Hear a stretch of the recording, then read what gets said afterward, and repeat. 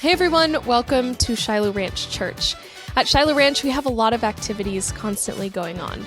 We have what's called the 1017 Project, which supplies food to families in need. We have the Firewood Project in the winter, which supplies firewood to families in need. We have amazing worship and scripture-based sermons every single Sunday, and we have an awesome team that you will get to meet along the way. But without further ado, let's head into the service.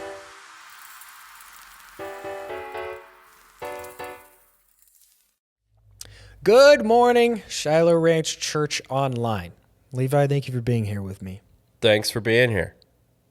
Thank you. You're welcome. You're welcome. What do we got for today, Levi? Well, we're about to go into worship. Great. And then Jordan is bringing us an awesome word. It's part 2 of the part 1 series from last weekend. From last week. Yeah, if you want to catch up from last week, it's on YouTube, our app, our website, Podcast. Yeah, shilohranch.com. Bunch of different places. They go together, so that's great. But for now, we're going into worship. Please sit and stand wherever you're at. Sit or stand. You can try to do both, but probably picking one would be the most comfortable. Wherever you're at, and then we'll see you before the sermon.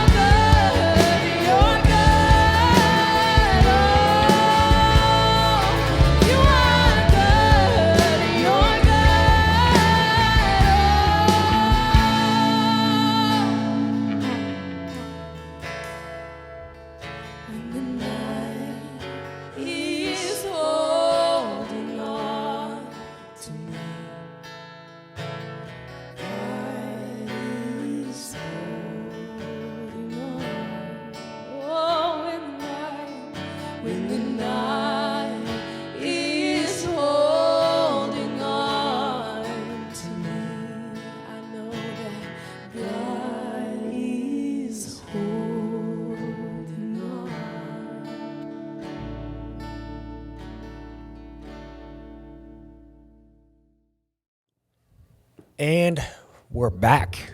We're talking about the sermon. Like Levi said, this week is Jordan. He's teaching part 2 of Daddy Issues, which I never thought would be a title that we would be putting on sermons, but it is. But they're great, actually. It's phenomenal. So take notes during that. Where can they ask questions online? If you're on the online platform, there's a comments section. You can comment. There's a notes tab. You can write down all your notes, save them. And then also there's a request prayer option. We would love to pray with you. We have people here on site. So yeah, utilize those options. Definitely. They're cool. They're awesome. So we're going into the sermon. After the sermon, we'll go straight into worship. So stand or sit where you're at, and then we'll be back here to sign you guys off. So see you then. Exodus chapter 7, verse 8 says, "The Lord said to Moses and Aaron, when Pharaoh says to you, perform a miracle, then say to Aaron, take your staff and throw it down before Pharaoh, and it'll become a snake." Verse 10, "So Moses and Aaron went to Pharaoh and did just as the Lord commanded. Aaron threw his staff down in front of Pharaoh and his officials, and it became a snake. Pharaoh then summoned wise men and sorcerers, and the Egyptian magicians also did the same thing by their secret arts." There's a lot going on here. The study of Egypt and everything that they were into, this highly developed, highly technological, dark art connected nation. And so there were things that would go on that would have been really hard to explain. Each one of them threw down his staff, and it became a snake. But Aaron's staff swallowed up their staffs. Yet Pharaoh's heart became hard, and he would not listen to them, just as the Lord had said. So this is week 2 of Daddy Issues. And last week we talked about Joseph and this transition from a limited father that loved him very much but could only go so far, and Joseph being adopted into a personal relationship with God who is unlimited. And that the unlimited, all-knowing God brings Joseph through this process that Jacob could have never brought him through, so much further. And it results in Joseph moving the family to Egypt. It was the drought that had come, that had wiped out all the land around them. They bring him to Egypt. They live as part of the family of the Egyptians. 430 years later, after Joseph brought the Israelites to Egypt, 430 years later, God is about to bring the Israelites back out of Egypt. So this is kind of the bookend story about how it started and how it ended, how they went from where they were to Egypt, and then from Egypt to where they're going to go next. Exodus chapter 2, verse 5, it says, "Then Pharaoh's daughter went down to the Nile to bathe, and her attendants were walking along the riverbank." There had been an edict that all the Hebrew children were going to be put to death. And so one of the moms of the Hebrews had a baby, and she does what good moms do. She disobeyed. She was non-compliant. She didn't stay 6 feet apart, and she didn't wear a mask. And she knows it's not the best chance for her baby, but she knows that keeping it isn't a very good chance either. So she puts him in a basket, and she puts him in the Nile River. Pharaoh's daughter. Pharaoh, again, hard to even express the power that the fatherly figure, the Pharaoh, would have held in this story. His daughter went down to the Nile to bathe, and her attendants were walking along the riverbank. She saw the basket among the reeds and sent her female slave to get it. She opened it and saw the baby, and he was crying, and she felt sorry for him. "This is one of the Hebrew babies," she said. Then his sister asked Pharaoh's daughter, "Shall I go and get one of the Hebrew women to nurse the baby for you?"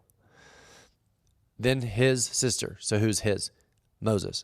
Moses' sister sees the opportunity and says, "Do you want me to go find a Hebrew woman to nurse him for you?" "Yes, go," she answered. So the girl went and got the baby's mother. Pharaoh's daughter said to her, "Take this baby and nurse him for me, and I will pay you." It's an interesting story. Again, probably one we've already heard.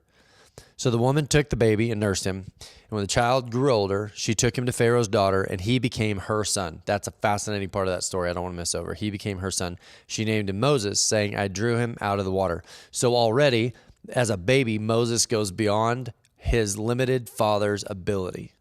We talked about this with Joseph too, that Jacob didn't know that Joseph was in a well and he was unable to rescue him. Probably the first time he felt failed by his father. In this story, it just happened so much earlier that the power of Moses' family was not enough to keep Pharaoh at bay, and so they put him out into God's protection. Right on the heels of that, Moses gets adopted by a different culture. The Bible says he became her son.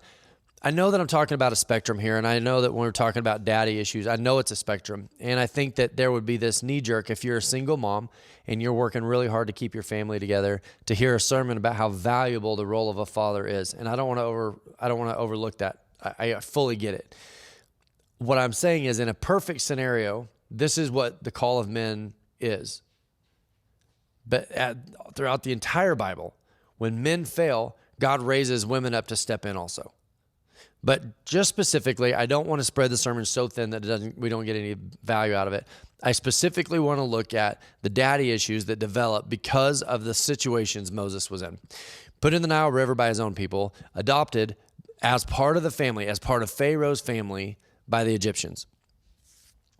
Again, back to a spectrum thing, here's one of the things that we know about fathers, is that it is the role of the father to determine the culture of the home. Now, if this was not your experience, it doesn't mean that what I'm saying is wrong. It means that it has been altered. In a perfect scenario, a dad determines the culture of a home. When you say a culture, what I mean is what is important and what isn't important. You know, they say that a lot of times women are really, really passionate in a home or about something with the kids. But if the dad is against her, it's a very uphill battle. Very hard to accomplish something in the culture of your children when the father is against it. But if the father is really, really passionate about what is and what isn't important, then usually that's how it goes. And the mom finds ways to make it a home in that scenario, in that situation. For instance, there are some families who their culture is very oriented around health and fitness. You know, the dad, he's like a workout buff, and he wants his kids to be a workout buff because whatever motivated him to get in shape, he feels motivated for his kids. And so the dad's like, no, part of our culture, we are a fitness family. Education. You see dads all the time who education means something so meaningful to them, and so they aren't real high on the social element. They're real high on the education element. You can have a social life once your education is done because they see it as a value part of their culture. I know this is basic stuff. It's all nuts and bolts. It's important to get to the platform where we're going to. Religion. They say that 94% of children raised in a home where the father was the spiritual leader stay engaged at a church level. So when the dad makes it a priority, dad makes the cultural priority, it sticks with the children. When the dad is not involved in that, only 17% of kids find themselves still attending a church model of some sort into adulthood. So it's a big indicator of the role of culture that a dad plays. Things like the way we view money, the way we view power. You know, you see kids that are raised by really money-driven men that become money-driven children. The only way they could rebel against their fathers would be to rebel against the things that he thought were important. So much of these things, like relational cultural issues, not just the traditional culture of what's important, what's not, but also how we interact with each other, how much mercy, how much grace we give each other, how much kindness, how much honor, the way that we treat women. I think so many times you see young boys not really understanding how to treat the women in their homes because it hasn't been demonstrated for them in a way that makes sense. The husband is a disrespectful person, and the son instantly picks up on it and begins to replicate or copy the culture that he's seen in front of him. So Moses is adopted into the home of Pharaoh. It says he became her son. She named him. He wasn't just adjacent to Pharaoh. Moses was raised under the culture of Pharaoh. One of the things that we see about the culture of Pharaoh, things that we know about Pharaoh because of what we see being demonstrated throughout Egypt, is that slavery was a big portion of the Egyptian culture. Pharaoh was the one who had determined that slavery was a big part of the culture of Egypt. That tells you a little bit about how he felt about people. People were easy to replace. They were not valuable. They were not something that were thought of in really high regard. It says that Pharaoh thought of people as useful. Only as useful. He was willing to mistreat people. He had a scepter that represented power and destruction, and all of the things that were necessary to protect the greatness of Egypt was held in his right hand in his scepter. Anger, followed him a lot. Powerful leader who led through force. And the reason I'm mentioning all this is because as a young boy, Moses is growing up with the father figure that held all of these things in very high regard. I know this is going to seem like a really odd segue, but I think about Talladega Nights. You've got Ricky Bobby, and there's this culture that he holds for himself of like, I'm just the best there is, and I can't be beat, and he's very boisterous and all this.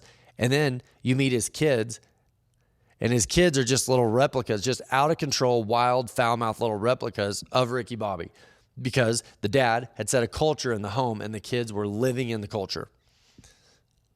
I know it's an odd reference.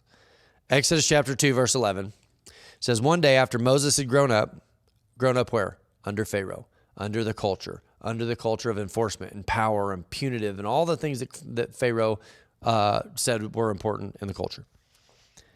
One day after Moses had grown up, he went out to where his own people were and watched them at their hard labor. He saw an Egyptian beating a Hebrew, one of his own people. Looking this way and that, and seeing no one, he killed the Egyptian and hid him in the sand. So in a moment of rage, he sees what's happening and operates fully under the culture of how he had been raised. It's strange to think that in a moment, Moses demonstrates the culture that he had been raised in. Looking this way and that and seeing no one, he killed the Egyptian and hid him in the sand.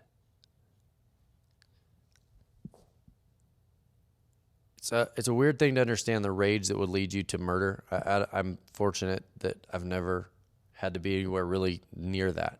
Nobody that I really know very well has ever murdered anyone or been murdered. I mean, I understand it at a head level, but I don't understand it at a passionate level. But it says that that's how Moses had been raised. And in a moment, his culture comes to the surface. And when Pharaoh heard this, what happened? He tried to kill Moses. All that's happening is you're following the chain links from the culture that was created by Pharaoh throughout the people, and then they start to operate in it, and now it almost gets him killed, because when you live by the sword, you die by the sword, right? This culture that you surround yourself with, you will suffer the effects and the consequences of it. It is important to know what your culture is, because that culture will dictate a lot about the situations in your life. It's fascinating how often people are repeating the culture of their fathers without even realizing it. I don't think that Moses thought to himself, I'll do what my dad taught me. I think he just reacted, but his reaction had been preconditioned by his culture. I think sometimes we get mad at our dad without realizing that his mistakes are usually a result of his culture to us. And the way that we live based on the culture that we've lived under gets passed down to us, to our children. The culture is a giant problem if we don't take it serious. Think about it, going back to Talladega Nights for a minute. What's funny is he is this, if you're not first, you're last. If you're not first, you're last. This is our culture. If you're not first, you're last. His kids are like, yeah, if you're not first, you're last. We're going to jump on you like a spider monkey and kill the Egyptians. And then he meets the dad, and the dad's kind of a derelict, sort of just not real involved dad. And he goes, remember, Dad, you said if you're not first, you're last. And the dad's like, I was drunk when I said that. Of course you can win second or third or fourth. And an accidental moment from a father to a son set the course of a culture. So really, in a large way, Pharaoh, Moses' limited father, had failed Moses. He created a culture and then punished Moses for living up to it. It says, but Moses fled from Pharaoh and went to live in Midian, where he sat down by a well. Now a priest of Midian had 7 daughters, and they came to draw water and fill the troughs for their father's flocks. I didn't know this. I learned this week. I think this is so fascinating. A lot of times when it talks about somebody being a shepherd in the Bible, we think, King David was a shepherd. Moses would become a shepherd. We think of shepherds and these men and the shepherding roles. And I think one of the biggest criticisms of my leadership style is I'm just not a very, shepherdy type personality. What I found out, 7 daughters, and they came to draw water in the troughs, is that the actual shepherding, the voice, the leadership to the sheep. The shepherds that the sheep would follow were often women. And the men would oversee the flocks.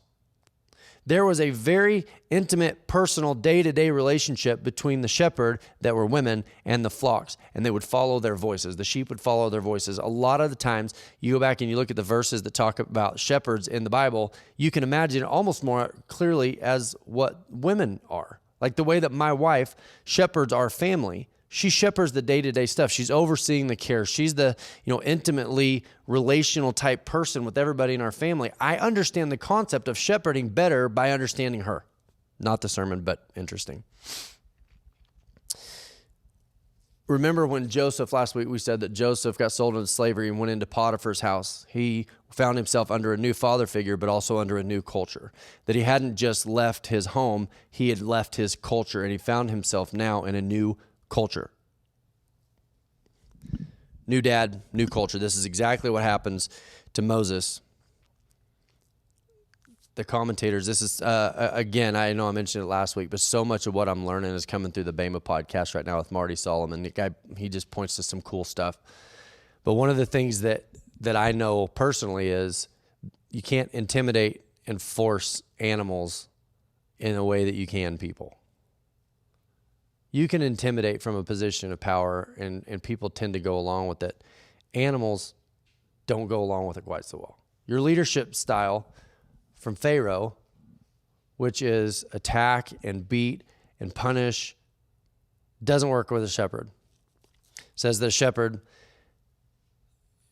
there's verses in the Bible that say, my sheep know my what? My voice. The culture of Pharaoh was rage and punishment and fighting and enforcement. I'm going to kill you. No, I'm going to kill you first.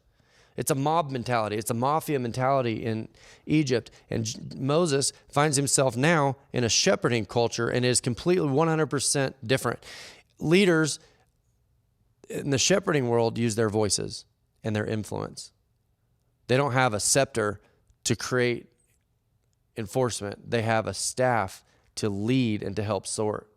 It's just a completely different culture. And this is where God chooses to take Moses. Because remember, Moses is going to be tasked with drawing the children of Israel out of Egypt. And he grew up in a culture of demands and enforcement. Actually, had Moses not transitioned in his culture, he would have just been another Pharaoh in a new location. Everything is voice and influence. It's the staff versus the scepter approach to leadership. Moses came to the desert with some severe daddy issues, believing that to be an effective leader, it required that you be in charge and that you be powerful and that you be feared and respected and revered and all these things that capitalist societies tend to celebrate also. To lead required power. And it's interesting that God sends him to the place where that kind of power is useless. He sends him to a place of influence where his previous culture didn't make sense and wouldn't work.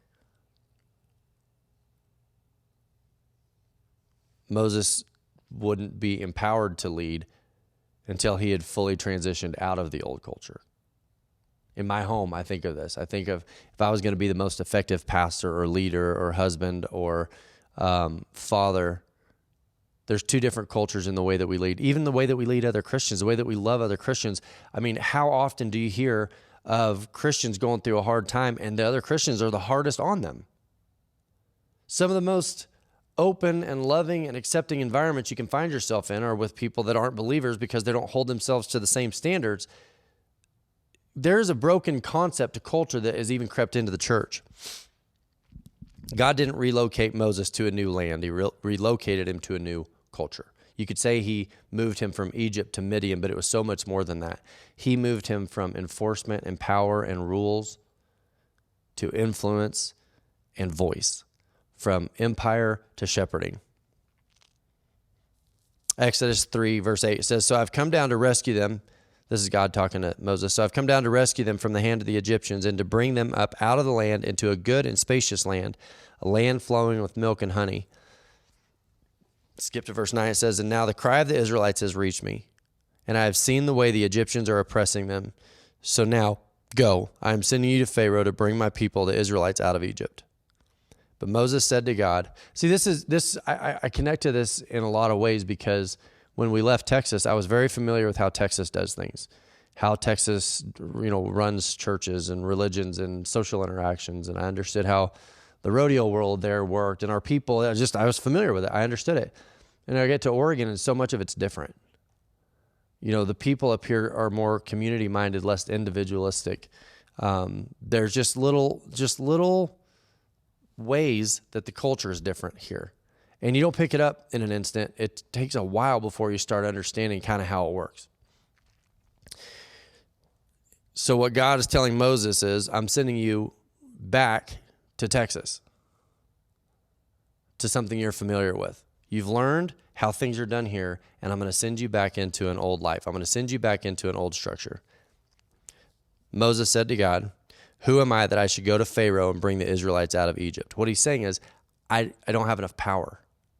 I don't have enough followers. I don't have enough money. I don't have enough social media following. I don't have a scepter. He has a scepter, and my scepter isn't very big.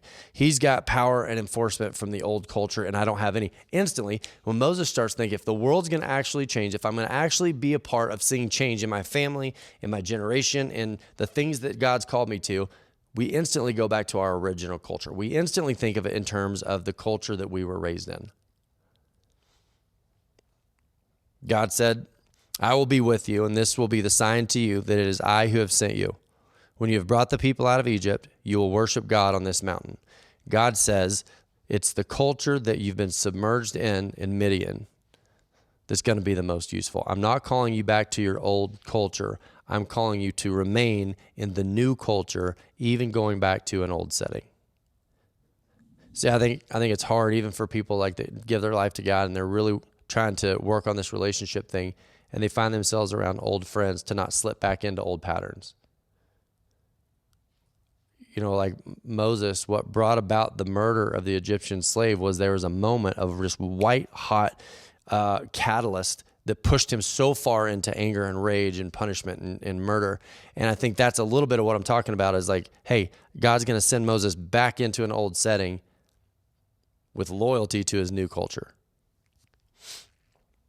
Moses said to God, suppose I go to the Israelites and say to them, the God of your fathers has sent me to you. And they asked, what is his name? Then what should I tell them? They had actually started to assimilate into the Egyptian culture pretty well.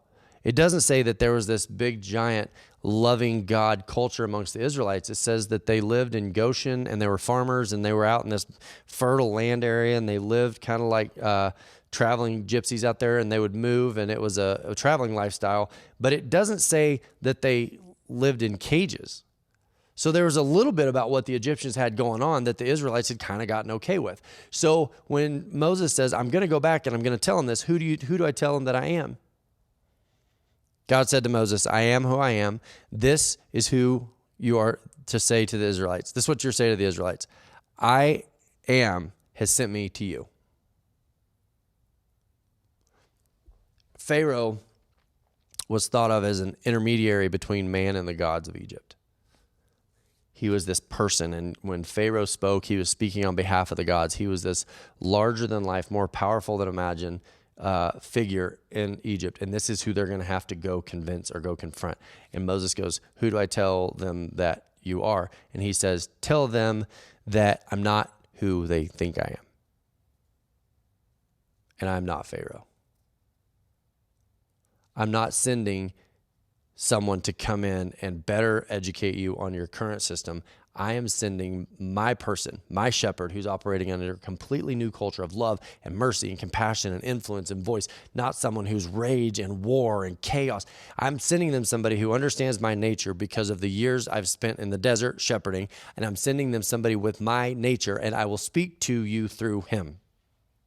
In a sense, he was sending Moses as a mirror reflection of who they believed Pharaoh to be. I want to speak to the fathers just for a second. And I'm going to tell you right now, I have failed at what I'm about to say so many times. I say it in a true heart of confession that there are times that what I'm about to talk about, I've done very poorly.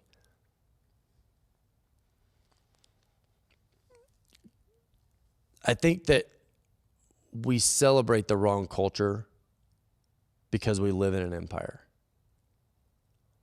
I think if we're not careful, we celebrate things that look more like the Egyptian culture than the shepherding culture. In the way that we lead, in the way that we parent, in the way that we are husband to our wives, in the way that we drive, in the amount of money that we want to make. I listened to everything that the Egyptians held valuable of what was important and what wasn't, what their culture was. And it actually seems in almost alarming fashion like a capitalistic society of just kill or be killed and go and go and go and fight for what you have to have tooth and nail. And I think if we're not careful, that kind of culture creeps into our lives and we become a source of damage or pain in the circles that God calls us. We celebrate things like power and enforcement and compliance. And we veered so far away from the sphere of influence that God created for us in this shepherding, voice, influence model of leadership. You know, you look at who Moses was when he came out of the desert, he was a completely different person. He was humble. He was afraid that if he went back, he wouldn't have enough power. And I think we've veered so far away from that into power-driven, empire-driven, who has the biggest toys and the deepest bank accounts, that because we don't, it leaves us feeling powerless and unable to lead, like that our leadership isn't valuable, that our influence in our families isn't valuable because we don't have what someone else has. I think if we're not careful, we have started trying to lead with a scepter instead of a shepherd's staff. You look at the structure of even churches. If we're not careful, we get so end goal driven that pretty soon the church is hard to distinguish from a business in the rest of the world. Maybe, and I don't think this is just for men, I think this is for anybody, maybe we've been damaged by a faulty culture. Maybe we grew up in one. My wife laughs at me all the time because there are things that we learned growing up in Johnson County that we just didn't question. It's just how it was. It's just how people did it. And you get out, and the more you get out, and the more you travel, the more you start to realize, like, oh, that's not how everybody does it. That's just how Johnson County does it. I think that's true of homes, too. I think there's true where you think that what your parents did was normal, or what your family did, or what your school did was normal. Our school was openly racist. But it was our only school. We really didn't have anything to compare it to, and we didn't have social media to condemn it in the way that we do now. And there were things that just were.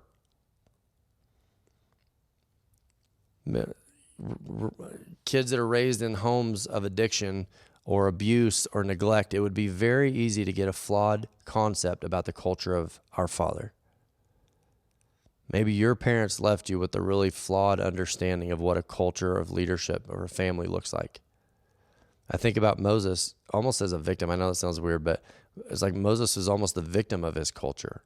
He was just doing what he'd seen his dad do, and it caused damage in his own life. That's the hard part. When we're raised in a culture that causes damage, and then we find ourselves causing damage. So let's read verse 10 again and see if it doesn't start to make more sense. Moses is going to lead the children of Israel out of Egypt. He's not going to drive them out. He's not going to take on a war with Pharaoh. He's not going to go in with nukes. He goes in and he uses his voice. He leans on God and depends on God for his influence. It says, so Moses and Aaron went to Pharaoh and did just as the Lord commanded. Aaron threw his staff. What is the staff? It's a shepherd's staff. There was a staff down in front of Pharaoh and his officials, and it became a snake. Pharaoh then summoned some of his wise men and sorcerers, and the Egyptian magicians also did the same thing by their secret arts. Each one of them threw down his staff. See, a staff in Egypt and a staff in Midian were two different things. It was a scepter of enforcement and rules and power and all of the culture that Egypt had to offer. And keep in mind, God's getting ready to bring the children of Israel from slavery, which is the result of power aimed in the wrong direction. And he's about to bring them into freedom. Right now, they follow the rules, but they're about to be in the desert where they follow a voice. And this is a converging point between the two. Each one of them threw down his staff, and it became a snake. But Aaron's staff swallowed up their staffs. Yet Pharaoh's heart became hard, and he would not listen to them, just as the Lord had said. Pharaoh misses it. I mean, Pharaoh looks right at it, sees it, looks right at it and sees it, and yet his heart becomes hardened and he rejects it. And I would say that's still obviously an option, but when we're called to lead in our cultures, when we're called to create cultures, and I think sometimes some of our most effective leadership doesn't come from positions of power. It comes from positions of influence. It's like not the guy who's the CEO of the company, but it's like the gal that does all the administrative work, and she knows really what's best for the company. And so she, in really kind, loving ways, comes in and kind of guides him to more success. I mean, there are so many ways that God puts us in positions of influence that don't require ultimate power. But when we're in positions of influence in our families, in our work environments, in our homes, in our personal lives, the power to lead does not come through the ability to defeat. If we're going to make a significant impact in the world where God's placed us, it's not because we're so powerful that we can defeat the things that come up against us. It's through hearing the voice of God, it's through leaning into the influence and creating a culture that better reflects the nature of God. The staff's being thrown down, that's a significant moment that says, okay, that feels like a weaker position. There's a strong position and there's a weaker position. The weaker position is a submitted to God position. We're operating on influence and voice. It's a shepherding approach. It's not empire. This one says power and empire, the ability to defeat your enemies. And God says, but when they're both put together, the real power lies in the staff of a shepherd. Peace, mercy, forgiveness.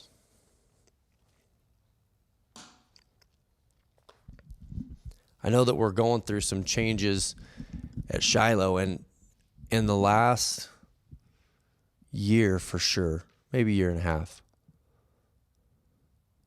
I've so badly wanted to do some things that would ramp up the energy. I think I'm fairly good at that.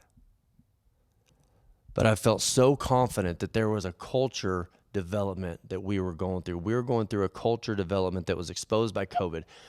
That when we backed up, we went, wait a minute, there's some things that we need to look at. There's some things that we need to do better.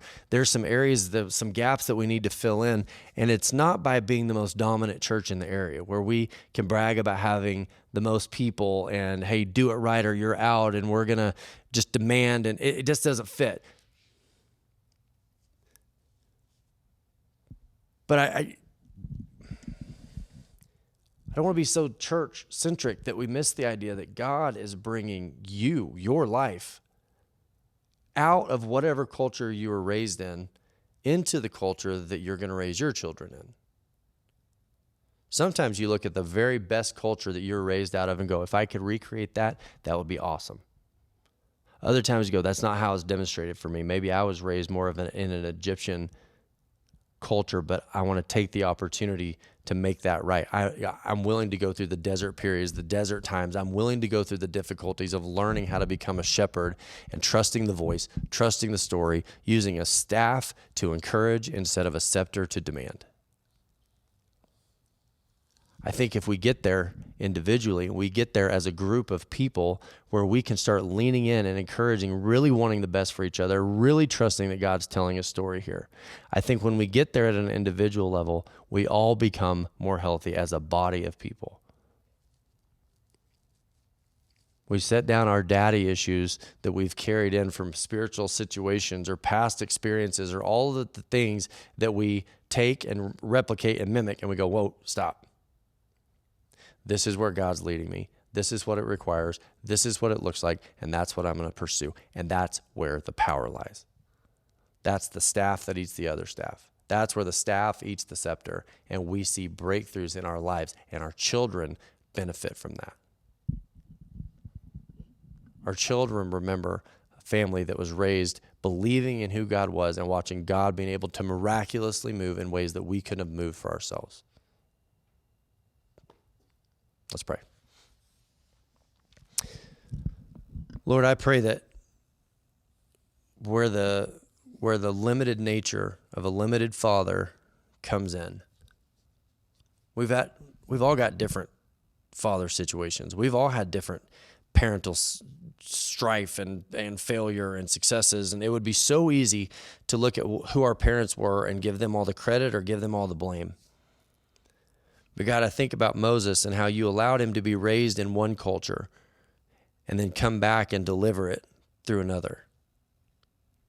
You know, the father figures that you brought into Moses' life that helped orchestrate and engineer the transition from one culture to the next, from a harsh culture to a merciful one. God, that you made yourself real to Moses in the desert in a way that he could be an effective leader without resorting back to old culture.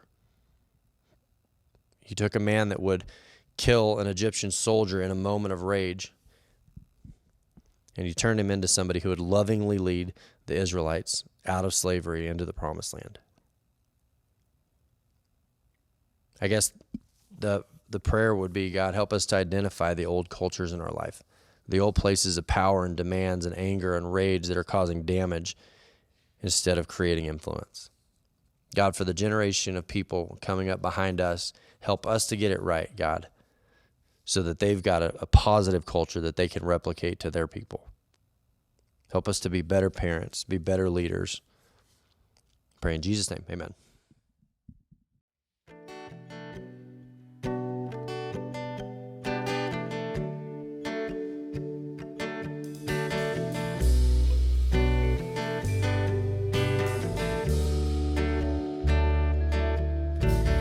Thank you for the cross that you have carried, and thank you for your blood that was shed.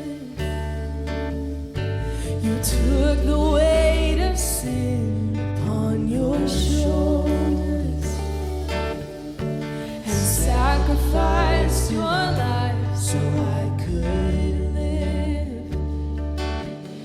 Now nothing is holding me back from you, Redeemer of my soul.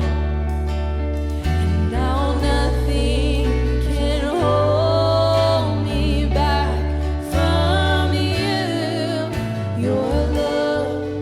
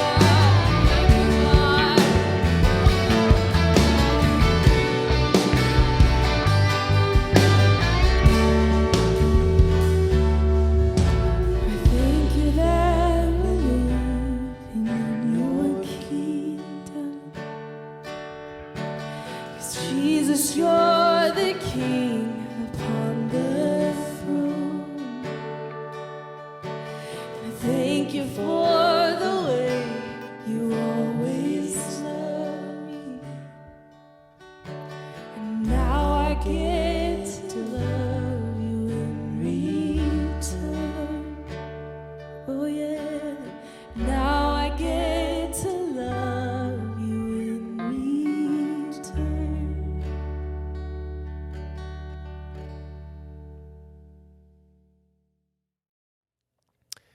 Thank you for being here this week, Shiloh Ranch. Yeah, there's a bunch of places you can find our previous stuff, including sermons and worship videos and the full services. YouTube, our app, our website, shilohranch.com, all those places. Please reach out. We'd love to talk to you. Yeah, you can request prayer. Where, Levi, throughout the week? Through the website, or you can email srccpray@gmail.com or send us a private message on the socials. Definitely. Yeah. And we'll jump at the opportunity to pray with you guys. So do that if you feel so called. But in the meantime, please love people around you, and we'll see you next week. Bye for now. See ya.